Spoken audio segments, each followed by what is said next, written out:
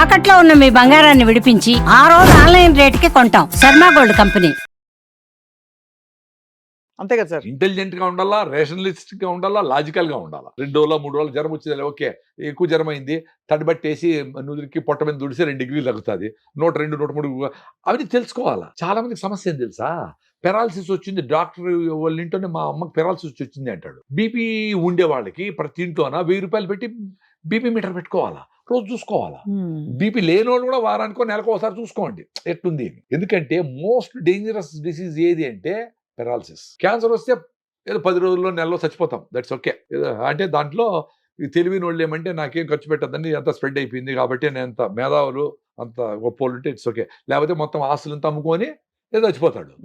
Paralysis 40 ఏళ్ళకి వస్తే BP control కాకుండా, బీపీ కంట్రోల్ సడన్ గా వచ్చింది ఏది అంటే సడన్ గా ఏం రాదు, ముందే నీకు ఆయాసం వచ్చి ఉంటుంది, బీపీ ఉందని తెలుస్తుంది. ఆ బీపీని కంట్రోల్ చేసుకుని ఫుడ్ కానీ వాకింగ్ కానీ లైఫ్ స్టైల్ మార్చుకోకుండా టాబ్లెట్ మొదలు పెడతారు. టాబ్లెట్ మొదలు పెట్టి వేస్తా ఉండి 4 రోజులు టాబ్లెట్ లేకపోతే పర్లేదు లేనో మర్చిపోయింటాడు, సడన్ గా బీపీకి కొట్టేస్తుంది. వాడు 40 ఏళ్ళకి వస్తే 20 ఏళ్ళు బతికినాడు అనుకో సపోజ్, వాడు కాలు చేయి పని చేయకుండా బెడ్ మీద ఉంటే 20 ఏళ్ళు వాళ్ళకి సేవలు ఎవరు చేస్తారు?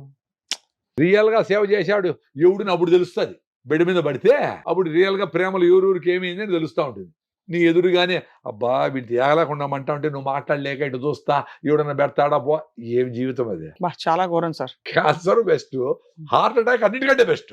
మాట ఆడతాడు చచ్చిపోతాడు, పోనిలే ఏమైతుంది. ఎవరికి అదే అర్థమైంది సార్. ప్రతి ఒక్కరు బీపీ మీటర్ 1000 రూపాయలు పెట్టి కొనుక్కోండి, మీ ఇంట్లో నెలకు ఒకసారి చూసుకోండి, ఎవరికి లేకపోతే కూడా తీసుకోండి. సార్ మీరు టెస్ట్ అన్ని చేయించుకుంటారా? నేను నెలకు సంవత్సరానికి 2 ఇప్పుడు చేసుకోవడం లేదు. ఏమిటి సార్ అంటే హెచ్బిఏవన్సీలు ఇవన్నీ అవన్నీ ఇప్పుడు ముందు చేసేవాడిని సంవత్సరానికి 2 ఏళ్ళకి ఒకసారి. ఇప్పుడు బాగా 5 గంటలు పరిగెత్తా ఉండా, ఫుల్ ఎనర్జీ ఉంది, నిద్ర పట్టినా పట్టుకునే ఆందోళన లేదు, టైమే చూడడంలే, నైట్ అంతా జర్నీ చేసినా పొద్దున్న ఎనర్జీ ఉంది, ఎందుకు టెస్ట్ చేయాలని చేయడంలే. సో మరి నైట్ అంతా నిద్రపోండి, 8 గంటలు నిద్ర లేకపోతే మీకు ఇదైపోతుంది అదైపోతుంది, ఇవన్నీ తప్ప సార్? 4 గంటలు నిద్రపోయి మనకంటే యాక్టివ్గా ఉండేవాళ్ళు ఉన్నారు, 10 అవర్స్ నిద్రపోయి ఆవిడిస్తా ఉండేవాళ్ళు చూసిన. ఒక యాంకర్ అయితే యూ మే నాట్ బిలీవ్, నేను మాట్లాడుతూ ఉంటే ఆమె కళ్ళు మూసుకుంటా ఉంది, మళ్ళీ ఆమె టైం వచ్చినప్పుడు మళ్ళీ కళ్ళు తెరుస్తా ఉంది.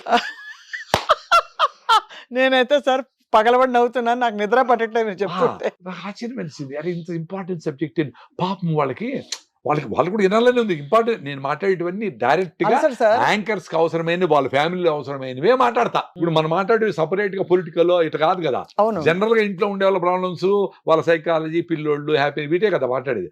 అయినా పాపం ఎంత స్ట్రెస్ లో ఉండి ఆ 8 గంటలలో ఉండిందో, లేదు 10 గంటల నిద్రపోయి కూడా ఉండిందో, 1 గంట తక్కువ నిద్రపోయినానే అనుకోని 100 సార్లు అనుకోని నిద్రపోతా ఉందో ఏమో తెలీదు. అదే అవుతుంది సార్. యాక్చువల్లీ బాగా రుద్దేశారు. ఇప్పుడు 6 నుంచి 8 గంటలు నిద్ర లేకపోతే మీకు దీర్ఘకాలిక డిప్రెషన్ వస్తుంది, అది వస్తుంది, ఇది వస్తుంది అని చెప్పి. సో దానివల్ల ఏంటంటే నిద్రపోలేదనే ఆందోళన ఎక్కువ.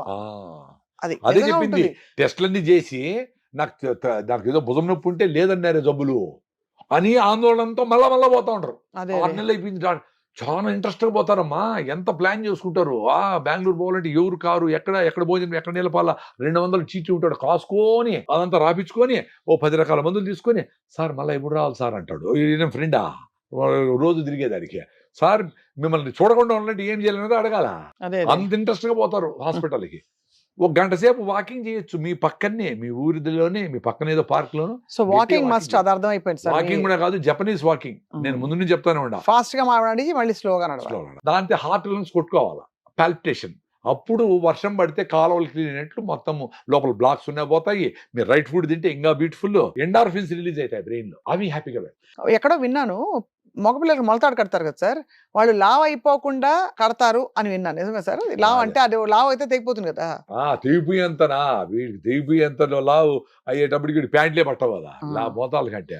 అది కాదు, మొలతాడు ముందందరూ పంచెలు కట్టుకునేవాళ్ళు. అవును, పంచెలు కట్టుకోవాలా, దాన్ని తిప్పుకోవాలా, దాన్ని ముడేసుకోవాలా, దాన్ని మడుచుకోవాలా, దానికని మొలతాడు ఉంటుంది.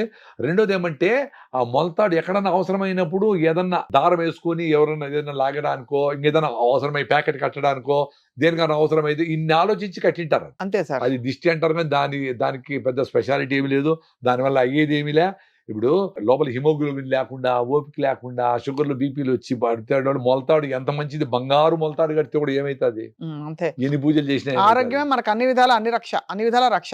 ఆరోగ్యం ఉండేదానికి మీతో మీరు ఉండాలా, అన్ని తెలుసండి.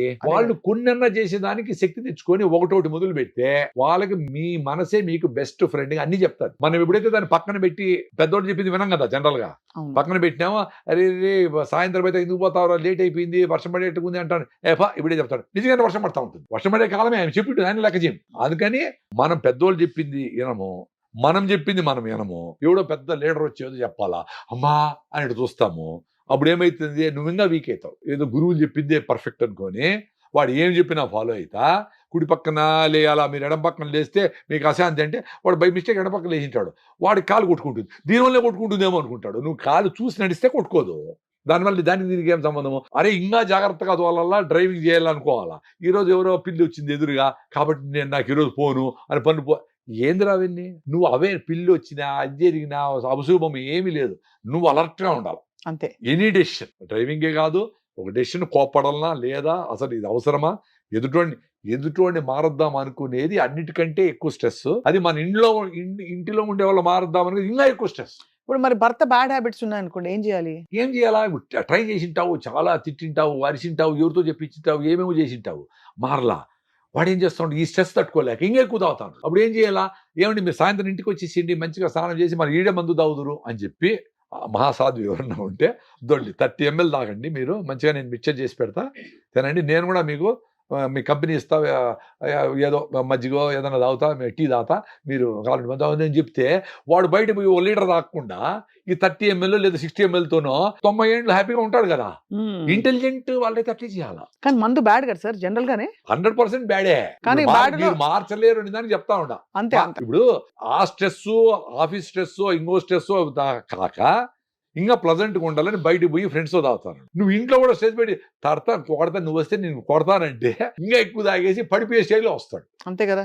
సో నీ లివర్ దెబ్బతింటుంది, డబ్బులు పోతాయి, సొసైటీలో అవమానము. వీటికంటే హాయిగా వచ్చేసి భార్య భర్త కొంచెం మాట్లాడుకొని, చాలా మంది మా ఫ్రెండ్స్లో అదే పెట్టి మంచిగా పెట్టేవాళ్ళు ఉండరు. మా పెద్దోళ్ళు, మా ఫ్రెండ్ వాళ్ళ నాన్న వాళ్ళు, ఆయనకు 90 ఏళ్ళు ఇంట్లోనే తాగుతాడు, హాయిగా ఉండడు. అంటే అట్టని చెప్పి తాగమని కాదు నేను చెప్తాను. అర్థం అదే అంటే ఆ పెద్ద సమస్యకి ఇది చిన్న పరిష్కారము. సో అంత ప్రేమగా నువ్వు పెడితే 30 ml కొన్ని రోజుల తర్వాత ఈ పొద్దు వద్దులే బా, ఈరోజు నేను కూడా టీ తాగుతానులే అని ఓ రోజు అనొచ్చు. సో ఆయన కూడా ఇది వద్దులే బా, ఎందుకు ఇదంతా మంచిది కాదని ఆయన కూడా అట్లా జయించేదానికి ఛాన్స్ ఉంది. అంతే కదా. అంతే, ఆ లెవెల్లో ఆలోచించే మహిళలు మగవాళ్ళు ఉండారా అనేది తెలియదు సార్. ఇప్పుడు మనం మామూలుగా ఉప్పు తినద్దు హార్ట్ కి మంచిది కాదంటారు, మళ్ళీ టూత్ పేస్ట్ లో ఉప్పు ఉందా అని అడుగుతారు. ఉప్పు తినాలన్నా తినకూడదా? 14 రకాల కెమికల్స్ వేసి ఒక టూత్ పేస్ట్ ని వేసి నోట్లో ఉండే మంచి బ్యాక్టీరియాని చంపేస్తే అది మంచిదా కాదా అని చూసుకోండి. మీ పళ్ళన్నీ 20-25 ఏళ్ళకి అందరికీ బాగా సారంగ దరియా పాట పెట్టుకొని ఇంత పేస్ట్ చేసుకొని దుద్ది మొత్తం ఎనామిల్ అంతా పోతా ఉంది. ఎందుకు వచ్చింది మరి? చిన్న బుడ్ నుంచి టూత్ పేస్ట్ లో వాడిన పిల్లలకి అందరికీ సెన్సిటివ్ టూత్ ఎందుకైంది? ఆ సెన్సిటివ్ టూత్ అనేది మళ్ళీ ఇంకో సెన్సిటివ్ పేస్ట్ ఒకటి పెట్టి దాన్ని ఇంట్రొడ్యూస్ చేసి మళ్ళీ ఇది కాబట్టి పళ్ళు ఎత్తు తిగులు కాబట్టి ఈ బ్రష్ వాడు. ఏందిరా మీరు చేస్తా ఉంటే తిక్క పనులు మమ్మల్ని తిక్కబట్టించి మాకు అసలు ఆలోచన జ్ఞానమే లేకుండా చేసి జనాలకు అందరికీ ఆడుకుంటా ఉంటారు. అసలు ఆ టూత్ పేస్టే మంచిది కాదు. అసలు టూత్ పేస్ట్ మా బ్యాచ్ అంతా నిలిపేసినాం. టూత్ పేస్ట్ నిలిపేసేదానికి మాకు నోట్లో బ్లిస్టర్స్ వస్తాయి కదా, పుళ్ళు పడతాయి, అప్పుడప్పుడు చర్మం లేసి పుళ్ళు పడతాయి, అది తినలేము అంటా ఉంటారు. అవన్నీ లేదు ఇప్పుడు. ఎందుకు? మంచి బ్యాక్టీరియా మిలియన్స్ ఉంది. సో ఆ పుళ్ళు వచ్చే అందుకే వస్తాయి sir. One of the reason because there is no good bacteria in your. నువ్వు మామూలుగా గమ్స్ ను బాగా మసాజ్ చేసి ఏదో పళ్ళ పొడి వేసుకొని రుద్ది 1 minute బ్రష్ చేస్తే, వేపలు ఉంటే బెస్ట్, వేప చెట్లు ఉంటాయి కొత్తది కాబట్టి 1 minute చేసి ఆ బ్రష్ 10 ఏళ్ళు వాడచ్చు. అదే బ్రష్ తో 4 క్లీన్ చేసుకుంటే అయిపోయి. మేమంతా ఇప్పుడు నేను చెప్పేటివన్నీ నేను చేస్తా ఉంటాను. మాకు నోట్లో స్మెల్ లేదు. మాకు ఇంత ముందర కింద పక్క పళ్ళు అరిపోయింది, ఇటు రుద్ది ఎందుకు కింద పక్కన అరిపోయింది ఎందుకు అని ఆలోచిస్తే, నువ్వేమన్నా పళ్ళు కొరకుతావేమో అన్నాడు మా డాక్టర్. పళ్ళు అరిగిపోయేవారు కొరకుతారు ఎవరన్నా? కాదు. రాత్రి కొరకుతావేమో అన్నాడు. రాత్రి కొరికితే నా భార్య ఎందుకు రాత్రంతా కొరకుతానే ఉంటారా? కాదు. మళ్ళీ ఆలోచిస్తే మీరు ఎవరన్నా చూడండి, టూత్ పేస్ట్ వేసి రైట్ సైడ్ కింద రుద్దుతాం, చూసుకోండి మీరు అందరూ. సో రైట్ సైడ్ కింద అరిగిపోయినాయి నాకు. అంటే టూత్ పేస్ట్ తో గ్రైండింగ్ పేస్ట్ చేస్తే మనము ఇనుము రుద్దినట్టు అరిగిపోతా ఉంది. Enamel toughest object in your body, అది కూడా టూత్ పేస్ట్ అరిగిపోతా ఉంది. మంచి బ్యాక్టీరియా చచ్చిపోతాం. సో మంచి బ్యాక్టీరియా సైనికుల్లాగా నోట్లో ఉండి ఫస్ట్ ఎంటర్ అయ్యేది నోరు ముక్కివే కదా. సో అక్కడ ఫైటింగ్ చేసి నిలిపేస్తారు. సో మీరు డెటాల్, లిస్టిన్ అన్ని పుక్లు ఇచ్చి జీరో బ్యాక్టీరియా అంటే అరే గూగుల్ చేయండి రా, చాట్ జీపీటీ చేయండి. 70 ట్రిలియన్ సెల్స్ ఉంటే మీ బాడీలో 500 ట్రిలియన్ల మైక్రోబ్స్ నీ పొట్టలో ఎక్కడ చూసినా, చర్మం మీద ఎక్కడ మరి చూసినా నోరు వాసన ఎందుకు వస్తుంది సార్ చాలా మందికి? ఆ, బ్యాడ్ బ్యాక్టీరియా చెత్తంతా తిని లోపలంతా స్వెట్ వాసనే, నోరు వాసనే, మనిషి వాసనే, ఆలోచనలు కంపే. సో ఆ ఫుడ్ వల్లే మనకి బాడీ ఆర్డర్ డెవలప్ అవుతుంది. అంతే. నువ్వు వేసే రిఫైండ్ ఆయిల్, చక్కెర, బ్రాయిలర్ కోళ్ళు, కాఫీలు, టీలు, పిజ్జాలు, కలర్లు ఇన్ని వేస్తే ఎట తట్టుకుంటే బయట పంపించాలి కదా. అది కిడ్నీలు ఫిల్టర్ చేస్తా, ఈ స్కిన్ బయట పంపిస్తూ ఉంటుంది, లివర్ ఏదో పెట్టుకొని దాపెట్టుకుంటుంది, ఇన్ని జరుగుతూ ఉంటాయి. మంచి బ్యాక్టీరియా నోట్లో ఉంటే ఫస్ట్ అక్కడే అయిపోతుంది.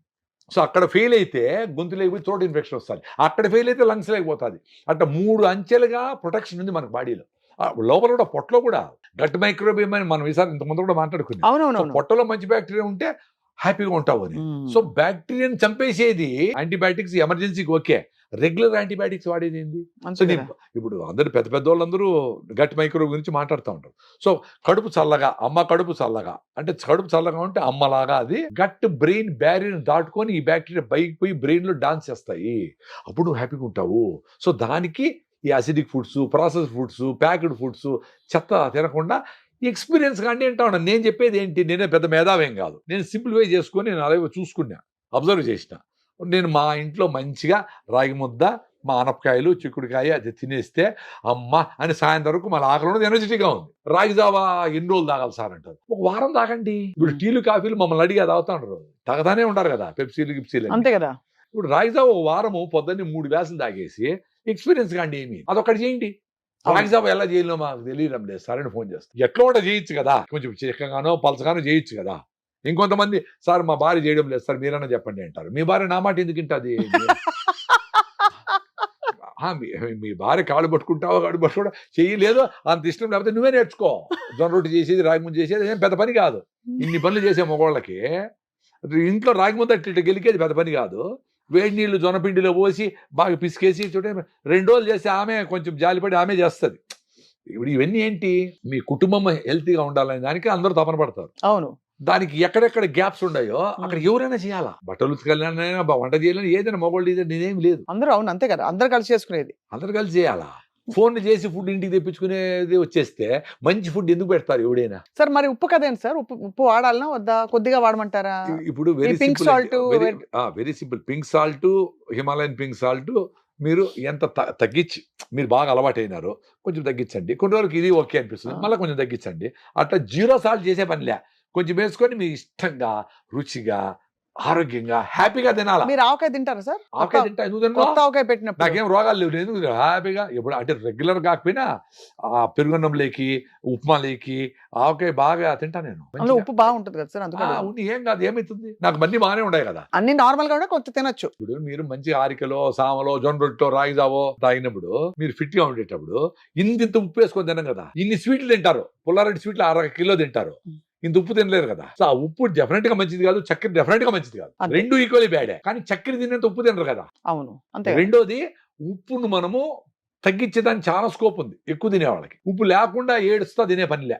మీరు భోజనానికి పోయినప్పుడు ఇష్టంగా తినాలి. చాలా మంచి పాయింట్ సార్ మీరు చెప్పింది. ఇప్పుడు అబ్బా నాకు షుగర్ వచ్చింది ఏడుస్తా తినాలి, ఉప్పు లేకుండా, దగ్గర లేకుండా అనేంత స్టేజ్ తెచ్చుకోకుండా మీరు బాగా ఎక్సర్సైజ్ చేసి, వాకింగ్ చేసి, రైట్ ఫుడ్ తిని ఎప్పుడన్నా స్వీట్ తినొచ్చు, బెల్లంతో చేసుకోండి.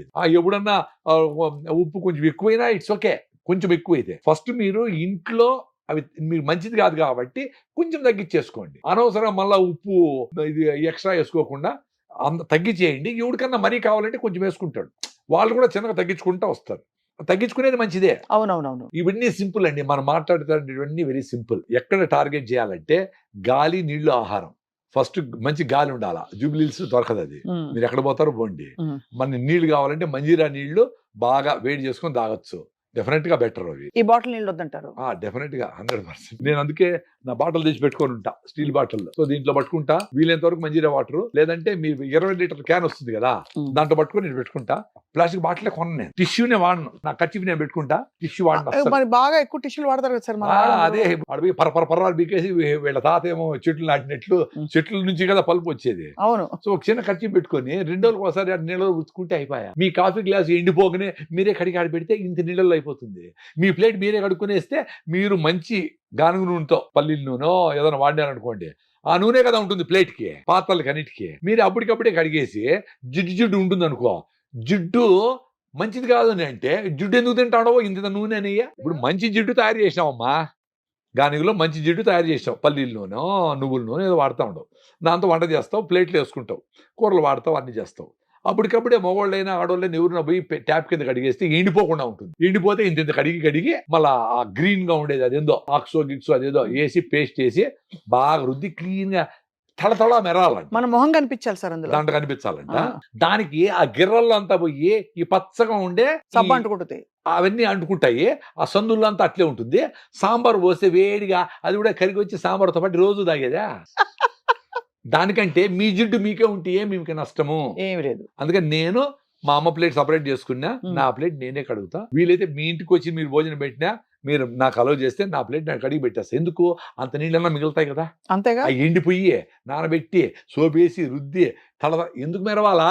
అదే జిడ్డును నువ్వు మంచి పల్లీల నూనె కొనుక్కొని 400 పెట్టి కొనుక్కుంటాడు, ఆ నూనె కొంచెం తగులుకొని ఉంటే నీకేం బాధ, ఎందుకు మెరవాలది. బుర్ర పెట్టండి, బుద్ధం శరణం గచ్చామి, బుర్ర పెట్టండి, అన్ని విషయాలు మీకే తెలుస్తాయి. అంతే కదా సార్, చాలా లాజిక్ ఉంది మీరు అట్లా చెప్పినట్టు. నేను చెప్పింది అదే, మీకు చిన్న చిన్న పనులు చేసి ఆనందంగా ఉంటాను.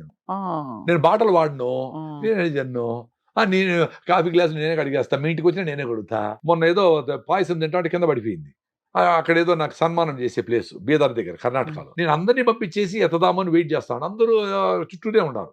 లాస్ట్ ఒక్క ఆయన మిగిలినాడు, నేను ఎత్తలేదు అనుకో, అదంతా తొక్కి మొత్తం అవుతుంది, ఇన్ని నీళ్ళు కావాలి. నేను కింద సార్ నేను అన్నాడు, ఏం అవసరం, నేనే హ్యాపీగా అంతా తీసి వేసి నీళ్లు పోసి. నాకు ఎంత ఆనందం వేసింది తెలుసా, నన్ను ఆపుతారని లేదా అందరి ముందర చేశాను నేను రెడీ. గాంధీ గారు అందరి ముందర బాత్రూమ్లు అడిగినాడు, చాలా సింపుల్ గా ఉన్నామన్నాడు. సింపుల్ గా మరి ఆయన ఆదర్శంగా ఉండి మీరంతా ఇంత చెత్తగా ఆ గుడికి పోతా ఉంటుంది, ఇట్లుంటుంది. ఆమె వెనకాల చిన్న పాప పూల పాలు ఎత్తుకొని వస్తాడు, ఆమె గుడికి పోయేటప్పుడు ఆమె పూల్ని ఇంకొక చిన్న పాపని ఎత్తుకొని రావాలన్నా.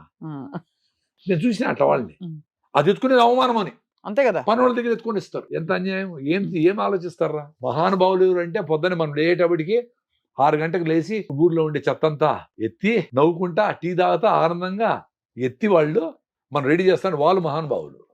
అది చిన్న పని అనుకునే దానికి, వ్యవసాయం చిన్న పని అనుకునే దానికి, చేతుర్తులు చిన్న పని అనుకునే దానికి ఇప్పుడు అవన్నీ వదిలేసి అందరూ ఈ రకంగా బాధపడతారు. మన దేశము suffering because of no respect for working class. ఏ దేశం వర్కింగ్ క్లాస్ గౌరవిస్తుందో ఆ దేశం బాగుంటుంది. చాలా గొప్పగా చెప్పారు సార్. సార్ ప్రసాద్ గారు, మీరంటే చాలా గురున్న వాళ్ళు, ఇప్పుడు చాలా మంది మార్పులు చేసుకుని ఒక నిమిషం ఎంతమంది గురుంది అని అనుకుందాం. రీసెంట్ గా ఒక వీడియో చూసిన, ఇప్పుడు టెలిస్కోప్ లో మనం చూసినామే సోలార్ సిస్టమ్ అవన్నీ, ఇప్పుడు చూసిండాడు చూడడం ఎన్నో ఉన్నాయి, అవన్నీ ఎన్నున్నాయని ఒక సైంటిస్ట్ చెప్పినాడు. ఈ సముద్రాలన్నీ ఖాళీ చేస్తే ఇసుక, సముద్రంలో ఉండే ఇసుక, బయట ఉండే ఇసుక అంతా చేస్తే కూడా ఒక్కొక్క మనిషికి 40 మిలియన్ల అడుగులు వస్తాయంట. అన్ని ఉన్నాయి దీంట్లో. భూమి మన సోలార్ సిస్టమ్ లో నథింగ్. దీంట్లో తెలుగు మాట్లాడో నథింగ్, దాంట్లో నా వీడియోలు చూసాడు నథింగ్, దాంట్లో ఫాలో అయ్యే వాళ్ళు నథింగ్. కాబట్టి నాకు తెలుసు నేను నథింగ్ అని. నాకు వద్దు తల్లి, నాకు అందుకే ఏదో రాయి దీంట్లో ఎంతమంది చూస్తారు, ఎంతమంది రాయి తాగుతారు, ఎంతమంది జొర్రొట్టు తింటారో మీరు చూసుకొని మీరు హాయిగా ఉండండి.